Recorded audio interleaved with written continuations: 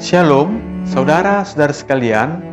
Pada kesempatan ini, kita akan merenungkan bacaan atau sabda Tuhan yang akan kita dengarkan pada hari Minggu biasa yang ke-14, pada hari Minggu tanggal 4 Juli tahun 2021. Bacaan pertama dari Yeskiel pasal 2 ayat 2-5 adalah kisah panggilan Nabi Yeskiel dipanggil dan diutus oleh Allah menjadi nabi. Pada waktu itu, sebelumnya ia adalah imam di Yerusalem, tapi ia juga ikut dibuang bersama dengan orang Israel ke Babel pada tahun 597 oleh Raja Nebukadnezar, Raja Babel. Jadi sebenarnya di tanah pembuanganlah Nabi Yeskiel dipanggil dan diutus oleh Allah menjadi nabinya. Nabi artinya seseorang yang dipanggil dan diutus oleh Tuhan. Nabi tidak mengangkat dirinya sendiri. Jadi nabi ialah bukan yang diangkat oleh dirinya, atau diangkat oleh orang lain, atau oleh raja, atau oleh imam. Konsekuensi dari panggilan tersebut ialah bahwa panggilan yang diperoleh dari Tuhan ini tidak boleh diubah. Walaupun senang, walaupun kurang senang, walau suka tak suka, siap atau tidak siap, tapi begitu seseorang dipanggil menjadi nabi, dia harus melaksanakannya. Segala alasan manusiawi itu tidak berarti. Misalnya Yeremia alasannya masih terlampau muda, Yesaya adalah orang berdosa, Musa tidak pandai berbicara, dan seterusnya. Begitu dipanggil dan diutus, mereka harus siap melaksanakannya dan tak boleh berhenti. Pergi dan bernubuatlah. Yeskiel pun dipanggil dan diutus oleh Tuhan menjadi nabi dalam situasi yang sangat menakutkan. Dia diutus ke Israel di tengah-tengah mereka, diutus ke Israel yang telah memberontak melawan Allah. Bahkan dikatakan Israel sebagai orang yang keras kepala, orang yang tegar hati. Tuhan mengutus Yeskiel untuk menyampaikan pesan, bukan pesan dari dirinya. Maka nabi dalam melaksanakan dan mewartakan kata-kata Tuhan, dia selalu mengatakan, beginilah firman Tuhan Allah. Maka pesan itu harus disampaikan. Tidak peduli didengarkan atau tidak, dilaksanakan atau tidak.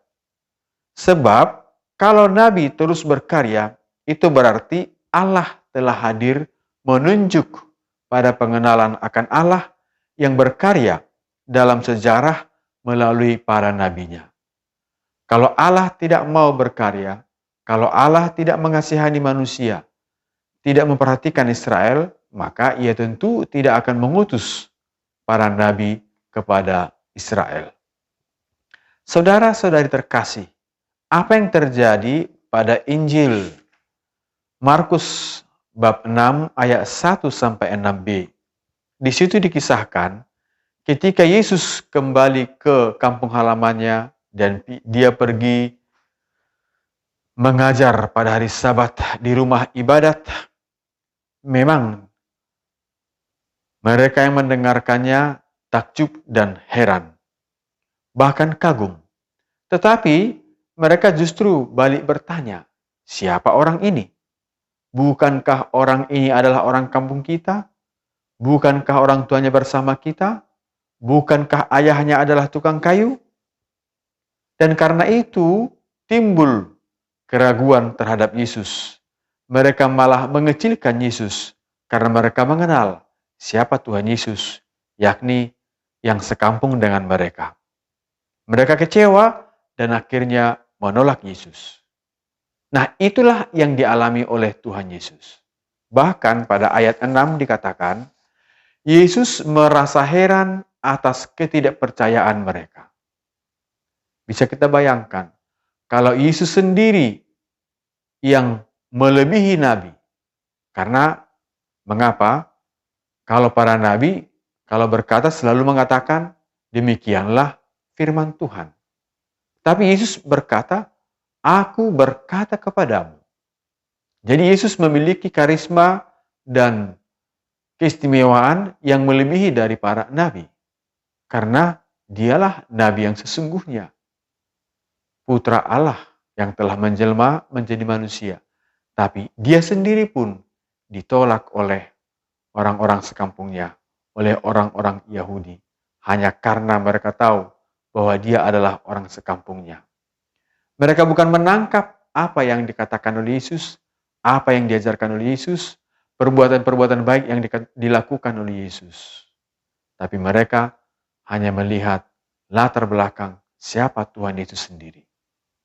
Jika Yesus menghadapi kendala seperti itu, maka kita bisa bayangkan bagaimana para nabi atau dalam konteks ini Yeskiel pasti sungguh-sungguh mengalami kesulitan yang sangat besar mewartakan atau menyampaikan sabda Tuhan yang difirmankannya kepadanya untuk disampaikan kepada Israel.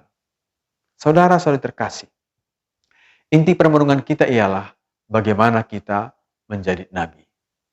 Nabi adalah salah satu tugas dari 3 pekerjaan Yesus, yakni menjadi nabi, menjadi imam, dan menjadi gembala.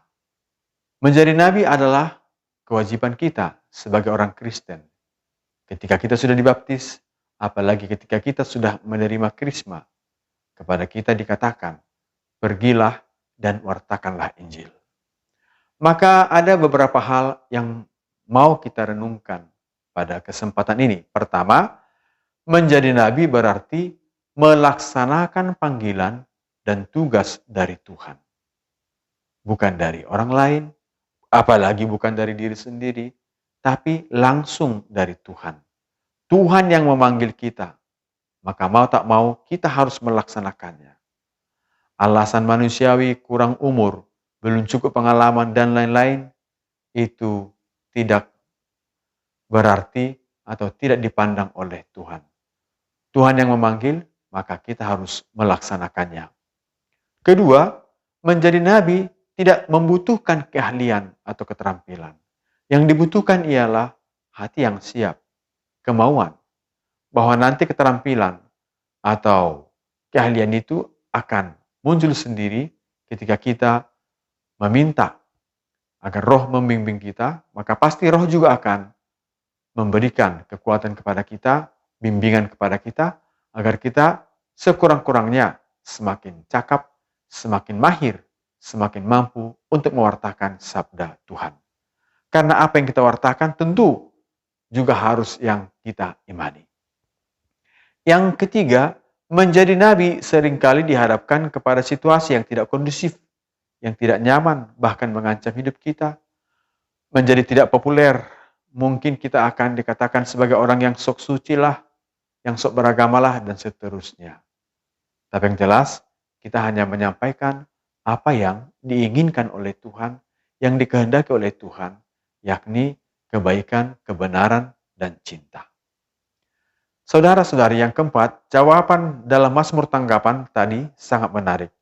Mata kita memandang kepada Tuhan sampai Ia mengasihani.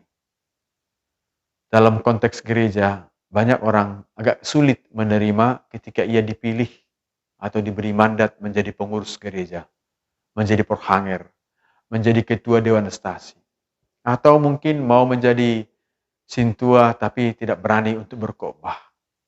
Sekali lagi, yang kita wartakan bukan diri kita, bukan keluarga kita, bukan nenek moyang kita. Yang kita wartakan adalah Tuhan. Yang dibutuhkan adalah iman dan keyakinan. Yang kita sampaikan adalah pesan Tuhan, bukan pesan pribadi kita. Kalau kita berkhotbah, kita hanya mengkhotbahkan apa yang dikatakan Tuhan pada hari itu.